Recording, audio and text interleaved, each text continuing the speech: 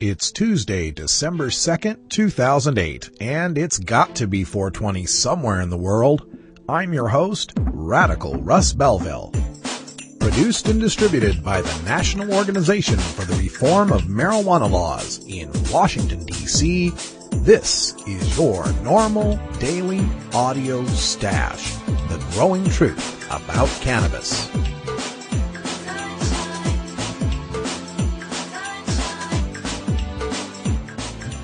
Welcome to the most popular podcast regarding marijuana in all of America and all the world, featuring interviews with scientists, politicians, doctors, prohibition policy activists, regular cannabis consumers, musicians, and NORML staff and NORML's board of directors, along with music and comedy no other podcast can offer.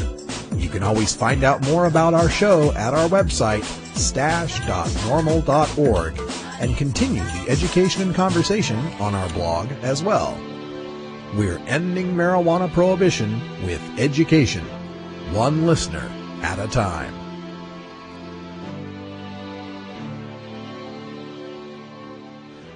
The podcasting and blogging technology for the NORML Daily Audio Stash is provided by Red Aphid Interactive Media. For your professional web design needs, visit redaphid.com. Good day, Stashers. Welcome to the podcast. We're glad to have you here. Thanks for downloading us. When you get a chance, surf on over to normal.org, NORML.org, and join today. We're going to need all the help we can get to end adult marijuana prohibition. Got a few other announcements here before we get started as well. You may have noticed on the Stash blog at stash.normal.org, we've got a new Stash Pot quiz feature. I've put up a couple of questions that so far have gotten some interesting answers. First question is, what kind of stasher are you? And the leading vote getter at this point is a cultural marijuana user. Pot is a large part of my life and culture. Other answers include social marijuana user, medical marijuana user, illegal medical marijuana user, or spiritual marijuana user. There's also, I don't use marijuana, I'm just a supporter of privacy and freedom. We've also got a poll up on whether or not you believe there will be 1 million marijuana arrests per year during Barack Obama's first term as president. It's a pretty close vote so far. So log on to stash.normal.org today and participate in the Stash Pot quiz. Another announcement we should let you know about in the media, tonight on the National Geographic Channel, you'll want to tune in at 7 p.m. Pacific or 10 p.m. Eastern on satellite or cable for the premiere of Marijuana Nation. And this is a documentary by journalist Lisa Ling that looks like a very reasoned, objective look at the pro and con sides to the war on marijuana. And in radio news, you stashers out in the Albuquerque, New Mexico area can listen to me tomorrow morning on KZRR 94 Rock, New Mexico's real rock. I got a call from the radio station today, and they were going to interview Keith Strop on the story of the world's oldest stash, but Keith is busy and suggested they call me. So I'll be on the air tomorrow morning, 8:30 a.m. Mountain Time, 7:30 Pacific, or 10:30 on the East Coast. And I think you can stream the show live as well through the 94rock.com website. So check that out tomorrow morning. Let's see, we've also got Paul Armentano was recently interviewed on WSCA-FM. I've got a link to that interview as well up on the Stash blog. Oh, and also this weekend is the Key West Legal Seminar for NORML. We'll be getting some reports from that from some of NORML's legal committee. Also, in our interview segment today, we're going to be speaking with Dale Geringer, the coordinator of California NORML, on the reaction today of the U.S. Supreme Court deciding that state officials do not have to enforce federal law, undercutting one of the major arguments in not returning medical marijuana to patients and not agreeing to issue ID cards at the county level. I've also got some more audio from the NORML National Convention in Berkeley this year. Dr. Carl Hart appeared at Dr. Mitch Earlywine's panel on marijuana and health, so we've got some great audio from that. For those of you who've been following the NORML convention as well as the Aspen legal seminar that we had back in April, you might be interested to know that we're going to have DVDs for sale of both of those conferences this year, both Aspen and Berkeley.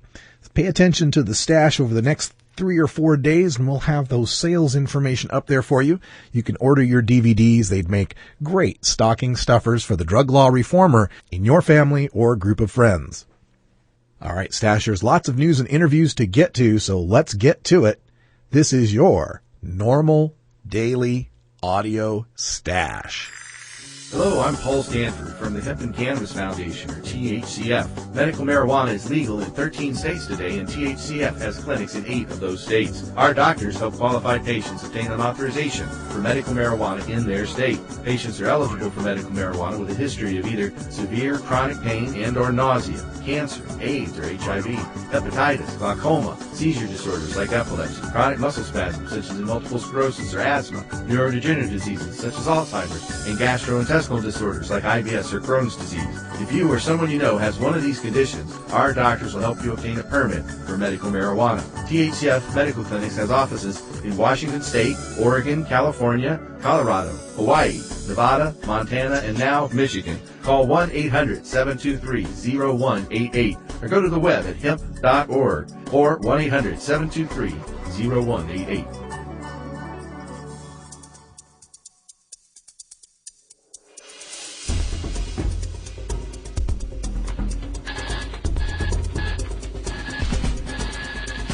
Now it's time to take a look at the latest stories about marijuana from news organizations across America and around the world in our NORML Daily Audio Stash, Hemp Headlines.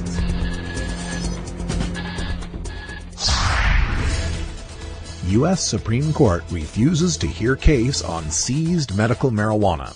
From the Los Angeles Times. More than 3 years after Garden Grove police seized a small amount of marijuana from a chronic pain patient, the U.S. Supreme Court on Monday refused to consider the city's argument, which divided California's major law enforcement organizations, that it should not have to give the drugs back.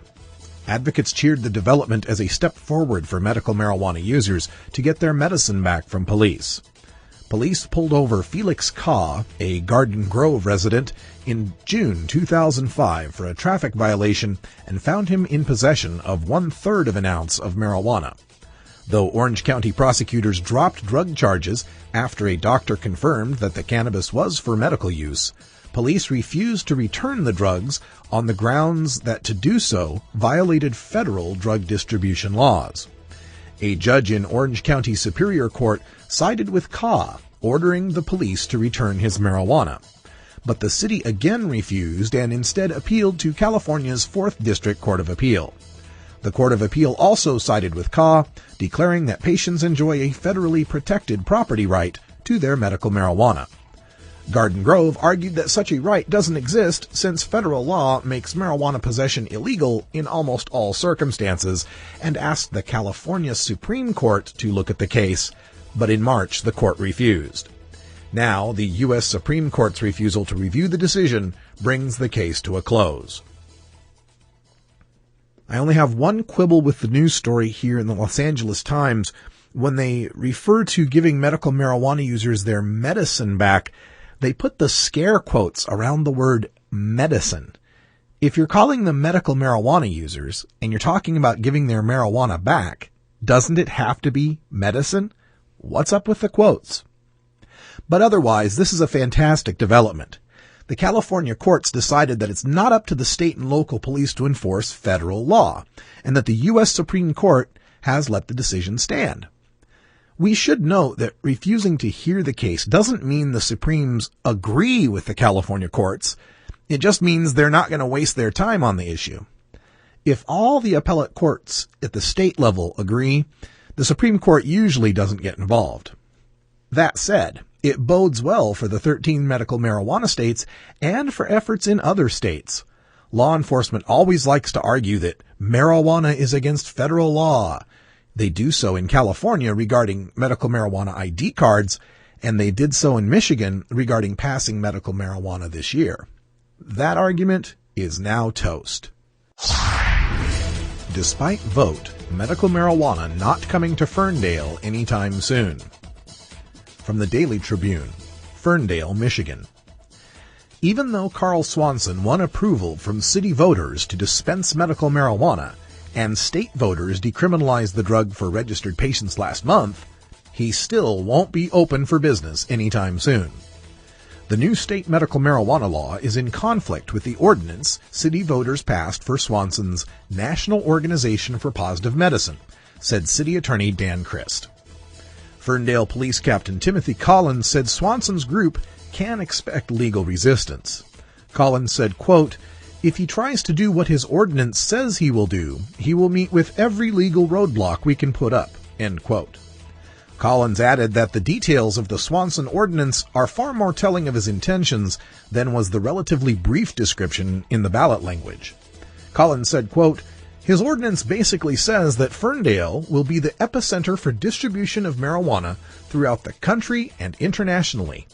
I think the electorate only looked at the surface of the issue and didn't do their homework," end quote. The ordinance allows Swanson to distribute medical marijuana if he is able to obtain court orders to carry out dispensing the drug to sick patients. Don't you just love it when our elected officials and law enforcement tell us we're stupid? Maybe, Captain Collins, the voters knew exactly what they were voting for and liked the idea. Considering the floundering economy, especially in the auto industry, you couldn't blame a Michigan town for considering marijuana sales. University of Central Florida NORML gets tie vote in Cannabis Alcohol Equalization Student Initiative. Orlando, Florida. The University of Central Florida Golden Rule Review Committee voted today on a new campus policy that would equalize school punishments for student alcohol and marijuana use. The vote resulted in a tie, 3-3, one voting member left early, with the opponent's primary concern being a desire to spend more time considering the policy. The proposal will be brought up for consideration again early next semester. Brendan Rivard, the spokesman for the UCF chapter of NORML, said, quote, "We are very glad to see UCF giving such strong consideration to this proposal to address dangerous student drinking. We look forward to meeting with the committee members and addressing any further concerns they might have. Given such strong student support for this measure, we hope to see it become policy early next semester. It makes no sense for the university to be steering students toward alcohol, which contributes to so many serious problems, and away from a much safer substance, marijuana," end quote. The proposed policy establishes equal campus punishments for student alcohol and marijuana use so that the use of alcohol, which is far more dangerous and causes far more problems than marijuana use, is no longer a more acceptable form of intoxication under campus policy. If the committee approves the new policy next semester, it will be sent to the UCF administration for final approval and implementation. The policy is based on the recommendations of a task force of student leaders and administrators, which formed after a large majority of the student body approved a campus referendum on equalizing marijuana and alcohol punishments. Approximately 57% of student voters approved the measure, which was sponsored by the UCF chapter of the National Organization for the Reform of Marijuana Laws. The referendum received endorsements from the campus newspaper and both student body government presidential tickets, and it has since received endorsements from a variety of other student groups.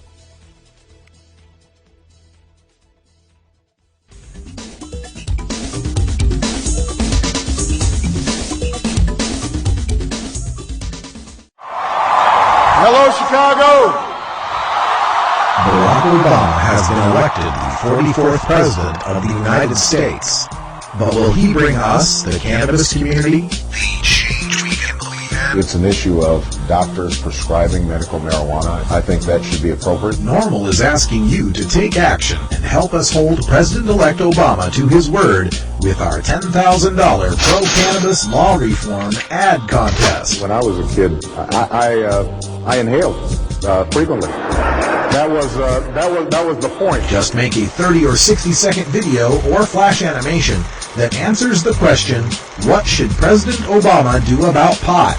You can submit as many entries as you like, and winning videos will be featured on NORML's website and television campaigns. What I'm not going to be doing is using Justice Department resources to try to circumvent state laws on this issue. The grand prize is $3,500, so enter early and enter often. I would not punish doctors if it's prescribed. That may require some changes in federal law. Contest deadline is January 15th, 2009. Check NORML.org for official contest rules. The war on drugs has been a utter failure, and I think that we need to rethink and decriminalize our marijuana laws. President Obama, we couldn't agree more.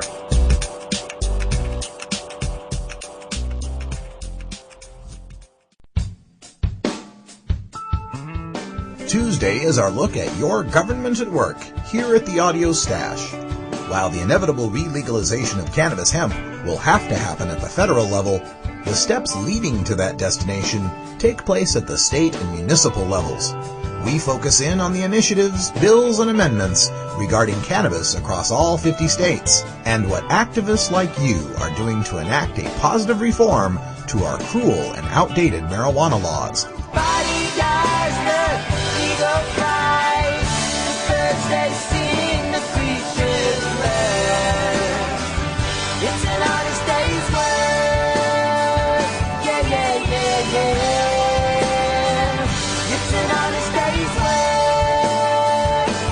If you're working hard to make an impact in your city and state, please email us at stash@normal.org and let's share your local efforts with the worldwide cannabis community. Together, we can affect our government at work. Afternoon pollution rises high into the sky. How can we still deny the truth? Well, we've got exciting news coming from the United States Supreme Court in a case called the Caw case, and we're going to speak now with the coordinator of California NORML, Dale Geringer, to discuss the outcome of this case and what it means for medical marijuana in California and across the country. So, Dale, welcome back to the show. Thank you.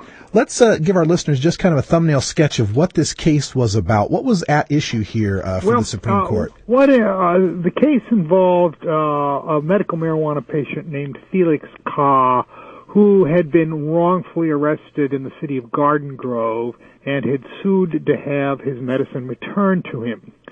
And he won a lower court order to do so, which got up to the state appellate court. And the state court of appeals issued a sort of a ringing decision in which it said it was not the business of local law enforcement to be enforcing federal drug laws, and that the police had to return the medicine. And that is something we've been arguing for a long time, very strenuously, ever since Prop 215 passed. A lot of police have said, oh, we don't enforce the state law, we're enforcing federal law or something like that. And this was a total rebuke to that. Well, obviously the police weren't happy with it, and they appealed it to the California Supreme Court, which refused to hear it, basically upholding, meaning that they agreed with the appellate court on this one. And then in sort of a last gasp effort, they tried to appeal to the U.S. Supreme Court as well. And the U.S. Supreme Court refused to step in, so it basically upholds the finding of the California courts that the local police have to enforce California law and return medical marijuana that has been wrongfully seized. And this is, I think, the final nail in the coffin of the arguments that law enforcement has used here to try to evade their responsibility to honor state law. There's another similar case out, by the way, involving San Diego NORML. There's a long-standing lawsuit from the city of San Diego, county of San Diego, which has been joined by the county of San Bernardino, trying to resist implementing state medical marijuana ID cards using the same argument, saying that, it would be against federal law to do so. And that also has been shot down in the California state courts, and the County Council of San Diego recently announced they were appealing to the U.S. Supreme Court, where we suspect they will now get the same treatment that occurred in the Carr case. So this is a good development, and finally puts to rest these arguments from people who don't understand the U.S. federal system at all. When the U.S. Supreme Court refuses to hear a case like that, is that a final judgment? I mean, no, it isn't. Technically, it just means they didn't think it was worth hearing, and they probably didn't think it was worth hearing because there were no dissents on any of the California courts about it, and because the Supreme Court has repeatedly in the past made it quite clear that there's a difference between the local law enforcement does not have to enforce federal law. There was really no grounds to hear it. But it's not something that you can cite and say, well, the Supreme Court decided this. Well, no, the Supreme Court decided not to look at it. But I think the fact of the matter is it sent a strong message as to where the law is here. That's fantastic news, especially after having to report the news recently from the California Supreme Court in that Mensch case. How's the fallout from that happening down there in California? People are still sort of scrambling to grapple with it. I don't think the fallout will be all that severe. Because it basically greatly restricted the so-called caregiver defense, making it much harder for growers to claim to be caregivers for patients. And it said they have to do something other than just deal with the patient's marijuana needs. And so you have to be like a nurse or a spouse or a family assistant or something like that. And a lot of people had been ill-advisedly relying on that as a kind of defense, thinking that they were caregivers. But the fact is there's a different defense that's available under California law, namely to form a collective. And the collective is a very loosely defined entity, and it's in almost all cases it should be possible for people who are claiming to be caregivers to instead form a collective with the people that they're serving. So I don't think that the damage is going to be all that severe. That's good to hear. It's a kind of early Christmas gift here in these decisions for medical marijuana patients in California and elsewhere across the country. Now, when we're talking about these seizures of medical marijuana, like in the Caw case, is there any directive for law enforcement to do anything special with the plants, the live plants, or do they just let those die? Well, they cut them down and take them to the evidence locker. And, of course, 9 times out of 10, the plants aren't worth anything. Mm-hmm. Of course, seized marijuana is a different thing. I believe this was a case involving seized marijuana. Yeah. Only rarely is there anything of value to be had from plants that have been cut down. Well, that's good. That's good to hear. And we hope that law enforcement will finally, start to recognize the will of the people on this matter, that they don't want patients to be harassed and they don't want their medicine to be seized. The courts have said it. The people have said it. Yeah, I think it would be really helpful if the new administration would follow through on its pledge about keeping the federal government out of medical marijuana enforcement and just lay out a policy that makes it very explicit. I know during the Bush administration, there was a lot of hope amongst law enforcement that the Bush administration was basically sympathetic to stamping out medical marijuana, and some of the cops could rely on that, and certainly the DEA was acting that way. We could really use a new directive from Washington on this. Well, I think we've got the Supreme Court no decision here, which is very useful in the meantime. That's what I was going to say. Is I think the court not wanting to bring this up and relying on the state to settle its own matter, that bodes well, I think, for the incoming administration. Perhaps we can get a new sane policy on medical marijuana in this country. Well, Dale, hey, thanks for joining us here on marijuana in this country. Well, Well, Dale, hey, thanks for joining us here on short notice at the Daily Audio Stack. I'm Alan St. Pierre, Executive Director of NORML. Have you heard about the new super pot that's supposedly 20 times more potent than your father's Woodstock weed? Don't believe the hype. Marijuana's THC potency has always varied, even in the 60s and 70s. And the drug czar's numbers are full of, well, exaggerations. While no intoxicant is harmless, cannabis is non-toxic and far safer than alcohol. No matter how much you smoke, of whatever potency, you cannot die of a marijuana overdose. Potency is irrelevant anyway. More potent pot just means you smoke less of it, meaning less harmful smoke in your lungs. This is a prime example of harm reduction in action. Besides, the government already allows the prescription of THC pills. Its commercial brand name is Marinol, and it's 100% potent. Meanwhile, the federal government won't allow dying people to use natural marijuana, no matter what the potency? Does this make sense to you? Learn the facts about pot. Visit NORML.org today.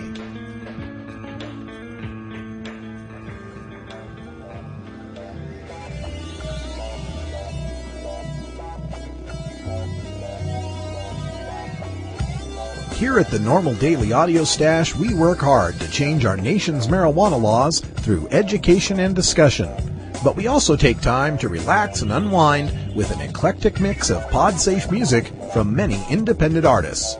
We look for music that speaks to the growing truth about cannabis, or music that speaks to broader themes of freedom, liberty, social justice, equality, and protest. To find out more about the artists and download the music you hear on this podcast, just log on to stash.normal.org. And if you'd like to get your music heard by the online cannabis community, just send us an email at stash@normal.org. I love Sweden. Besides the United States and the United Kingdom, I can't think of any other country that has created so many good bands and musicians. Should I make a list? I think I should. ABBA, Ace of Base, The Cardigans, Jose Gonzalez, The Hives, I'm from Barcelona, The Knife, Jens Lekman, Luke Lee, Yngwie friggin' Malmsteen, however you say his name, Millencolin, Refused, Robin, Sahara Hot Nights, The Sounds. I could go on, but I won't. And now we're going to hear Mugwumps, a band from Uppsala who is not afraid to sound very similar to the Rolling Stones. Their influences are AC/DC, The Stooges, and Motorhead. Rock on, and they sound like a mishmash of all those bands plus the Stones and just good 70s rock and roll. They rock. So let's rock out on a Tuesday, shall we? You can hear more of the Mugwumps music on their MySpace page, including High or Low, the other song I was considering playing for today. They also have music on music.podshow.com, and you can find the links to these on our blog at stash.normal.org. And here we go with Mugwumps and Dig the Sensation.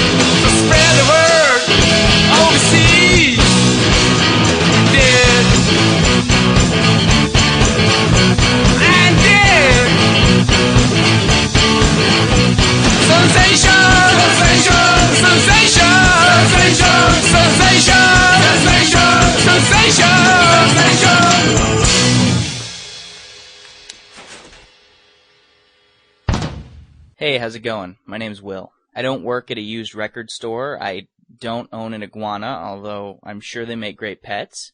I don't have dreadlocks or play the acoustic guitar. I can remember quite well, thank you, and no, I don't constantly have the munchies. When 420 comes around, I've still got 40 minutes of work left. I've never hit a girl on a bike with my car or shot my friend with a shotgun. I've never had to apologize for letting a girl I was watching drown in a pool while I was getting high because, duh, I wouldn't be getting high if I was around children. I'm a regular guy who works regular jobs, just like the majority of all Americans who use marijuana occasionally and responsibly. My name is Will, and I'm normal. And now the presentation from Dr. Carl Hart at the panel on marijuana and health at the NORML National Conference in Berkeley, California this October. When I was first invited, they said that we had, I think, 30 minutes or so. Then it became 20 minutes. Then it was 15 minutes last week. Now I have 10. So I'm going to be flying through.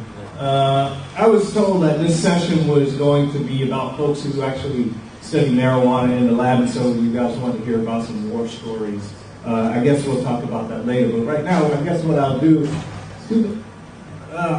looks like, I'm sorry, I never present without my own computer, and this is why. Okay, so we can't really see, but I should tell you that I'm trained in neuroscience and psychology, primarily studying laboratory animals, rats, and so forth. I got my postdoc and discovered that I didn't know anything about what I was really trained to do because I was trained to study drug abuse in humans, but I didn't know much about drug abuse in humans when I got my PhD, but I knew a lot about drug abuse in rats. And so I did a postdoc in order to learn about human substance abuse. So the study that I would describe today essentially is taking the human and placing them in the rat lab. And what you would see here, if we had a better LCD projector, you'd see on the top panel is our laboratory. On the top panel is a room in which we have participants come stay with us for about a month. On the bottom panel is the social area in which they socialize in. And we have cameras, microphones throughout the lab, so we watch everything. And there are about 4 people in the study at the same time. So it's the real world before the real world. This lab is older than the real world. But we are able to gather a plethora of data. The studies that I will describe today, of course, deals with marijuana, smoked marijuana, and also dronabinol or oral THC. Don raised a question earlier about whether or not dronabinol, which is medically available and legal, whether or not it produces the same effects as smoked marijuana, which contains 400 or so other chemicals and about 70 of them cannabinoids. And that was a question I was interested in, not from a medical perspective, but just as a scientific sort of curiosity. And so I conducted a study in which we gave participants, these are marijuana smokers, they were just regular marijuana smokers, they smoked 7 days a week, 7 joints a day. So what I wanted to know was whether or not marijuana produced similar effects as oral THC in this population. We gave oral THC 4 times a day at 20 milligrams per dosing. So that's 80 milligrams a day, which is 16 times the recommended medical dose. And we also allowed them to smoke marijuana, 3.1% THC cigarettes, 4 times a day. We staggered the dosing so that to protect the blind. It was a double-blind study, and only one of these drugs were active at the same time. In this way, we could get a better idea about whether or not these drugs produce similar effect. Today, I will only show you data related to medical sort of use of marijuana, and that's food intake. This slide, if you focus your attention on the left side, that's the baseline, total daily caloric intake. You can see that they had an intake of about 2,000 calories per day during baseline conditions.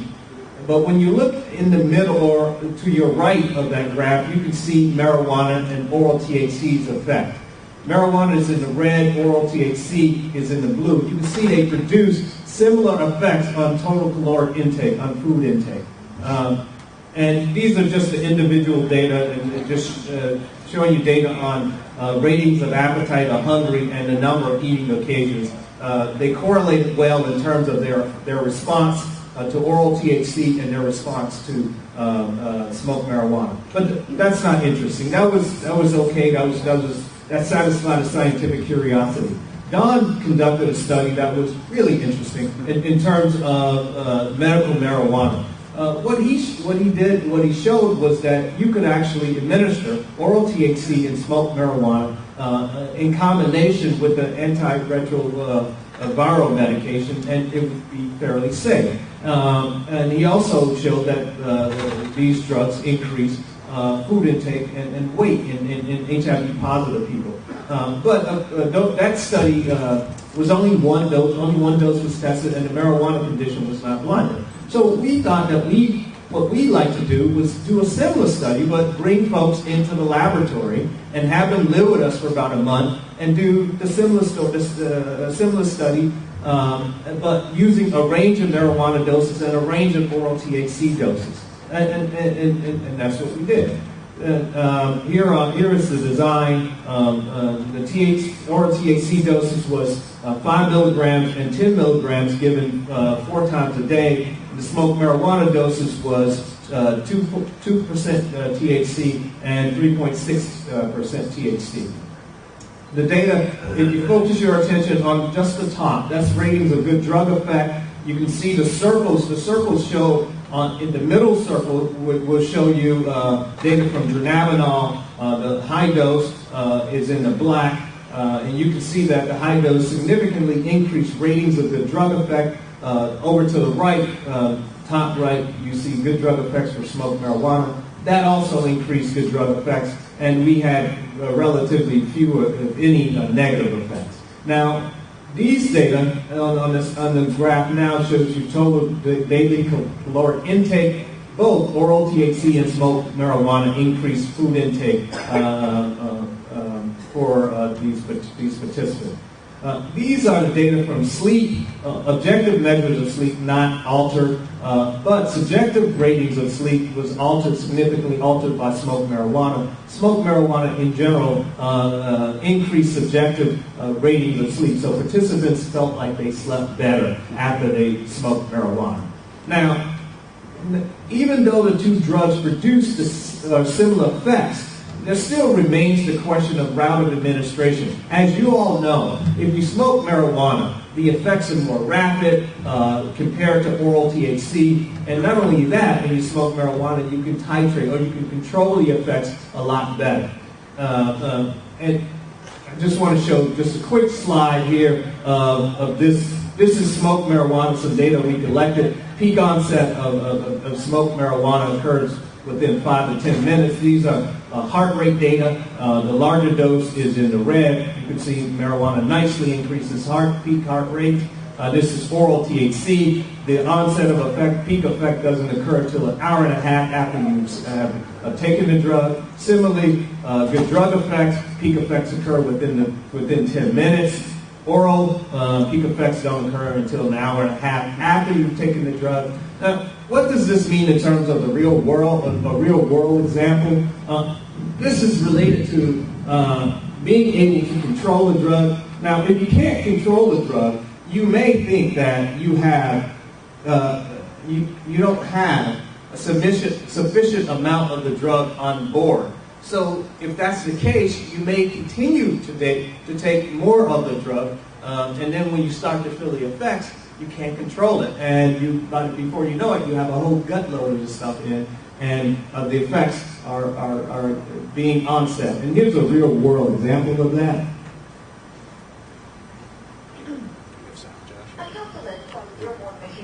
Is outraged. So for a 911 call, he wants to know why no charges were filed against a police officer who admits to confiscating marijuana from suspects and then baking it in brownies. Or he and his wife were full and high, they thought they'd overdosed and called 911. Overdose of what? Marijuana. Can I have fever right there? No, I think we're done.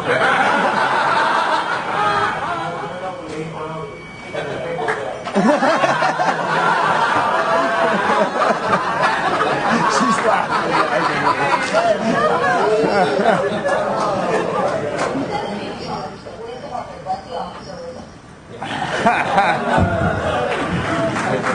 Okay. That's the only reason I give talks in order to show. Okay, take-home message. The drugs produce comparable effects in terms of food increases, and they also improve mood. And I didn't talk about this, but the drugs produce little deleterious effect, little effects on cognitive performance. Marijuana had the added benefit of improving subjective sleep. The data clearly suggests that marijuana offers potential alternative therapeutic option, particularly in light of the fact that you can titrate or control the effects of smoked marijuana better. Thank you for your time. Thank you for downloading the NORML Daily Audio Stash, the growing truth about cannabis. We are produced by the National Organization for the Reform of Marijuana Laws in Washington, D.C. Our executive producer is Alan St. Pierre. Our deputy director is Paul Armentano. Our webmaster is Brian Judy. And web production is provided by Red Aphid Interactive Media. As always, you can catch up on the latest information about marijuana at www.norml.org. And you can interact and download from our Audio Stash blog at stash.norml.org.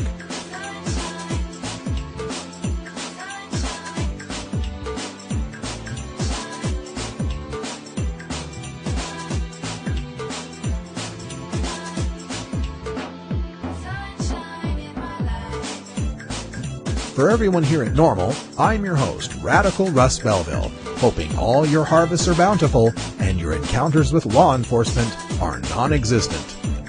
Hey Stashers, we leave you today with a couple of reminders. We don't want you to forget, on the National Geographic Channel tonight, the premiere of Marijuana Nation, documentary by journalist Lisa Ling, formerly a host of The View, National Geographic Channel on satellite or cable tonight at 10 p.m. Eastern. Also, tomorrow morning at 8:30 a.m. Mountain or 10:30 a.m. East Coast time, I'll be appearing on Albuquerque, New Mexico's Real Rock, 94 Rock, KZRR-FM. So check that out. You can also catch it on the web at 94rock.com. For everyone here at NORML, I'm Radical Russ. Thanks for tuning in and contributing to the growing truth about cannabis. We'll see you next time. Until then, take care of each other, tokers.